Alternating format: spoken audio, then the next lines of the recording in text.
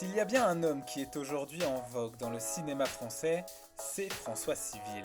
L'acteur, longtemps cantonné à jouer le jeune premier, campe désormais des rôles de premier choix. On a pu le voir en D'Artagnan Nouvelle Génération, dans l'adaptation de 2023 des Trois Mousquetaires.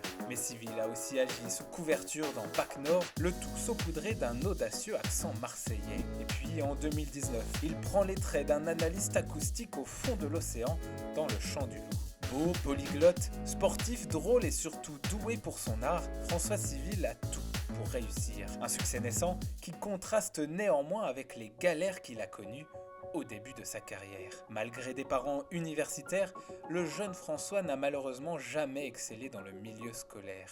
Face à un système qu'il trouve concurrentiel, le garçon vit les cours comme un supplice.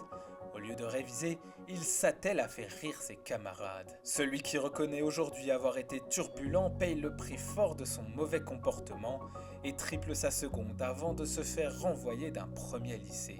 Les turbulences se transforment ensuite en absences répétées. L'adolescent sèche les cours pour commencer sa carrière artistique.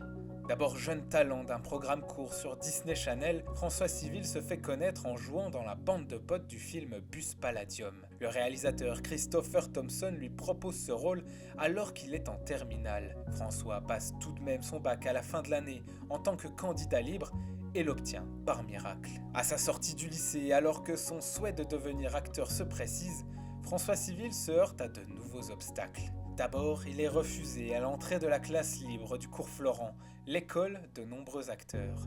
Ensuite, les propositions de tournage se raréfient alors qu'il multiplie les castings. Inscrit à Pôle emploi, il se voit même proposer de jouer Ronald McDonald devant tous les McDo de France.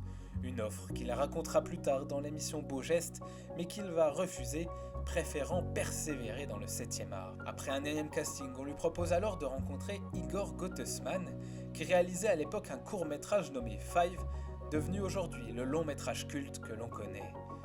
Entre les deux hommes, le courant passe rapidement et François Civil s'engage dans le projet. À ses côtés, un certain Pierre Ninet, véritable surdoué, qui a été le plus jeune pensionnaire de la comédie française à 21 ans seulement. Le rôle de François Civil dans ce film, doublé d'un second rôle remarqué dans la série 10%, propulse l'acteur sur le devant de la scène. Il a 25 ans, sa carrière est lancée. Aujourd'hui, François Civil a l'air d'être un homme comblé et multiplie les passions. Tantôt escaladeur, tantôt photographe à l'argentique, tantôt bien sûr comédien, il remplit ses journées obsédé par le temps qui passe. On est bien loin de l'ado flâneur qu'il était auparavant.